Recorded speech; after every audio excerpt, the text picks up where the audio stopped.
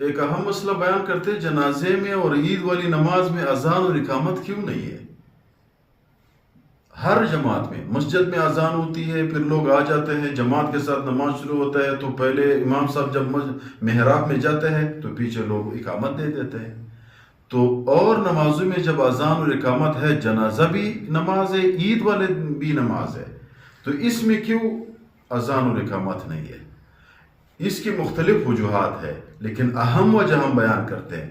ایک وجہ اس کی یہ ہے کہ لوگ یہ کہتے ہیں کہ بھائی جنازے میں اس لیے اذان اور اقامت نہیں ہے کہ بچہ جب پیدا ہوتا ہے امام صاحب دائیں کان میں اذان دیتا ہے، بائیں کان میں اقامت دیتا ہے، تو جب اذان اور اقامت ہوگی تو اس کا مطلب یہ ہے کہ آپ کی جنازے کی اذان اور اقامت ہوگی، درمیان میں جو اذان اور اقامت کا جتنا فاصلہ ہے آپ کی زندگی بھی اتنی ہے، بہت جلدی گزر جائے گی، لہٰذا آخرت کی تیاری کرو۔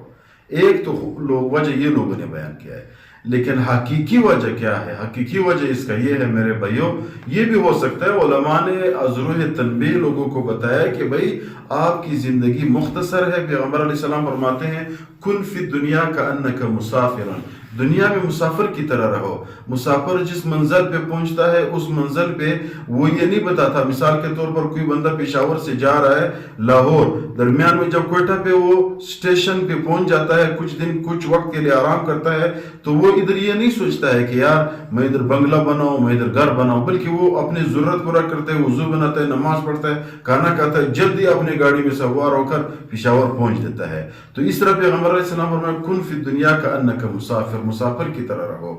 تو یہ انسان کے لیے ضروری ہے کہ احتیاط کرے، مختصر وقت کے لیے آیا ہوا ہے، آخرت کی اس کی حقیقی زندگی جنت میں ہے۔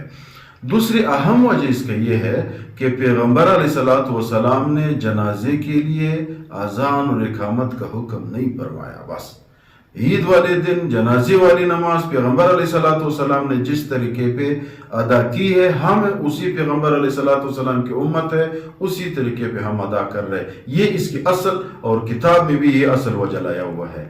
آخر میں گزارش ہے چینل سبسکرائب کریں تاکہ آپ لوگوں کو ہمارے ہر دن کی ویڈیو پہنچ سکے۔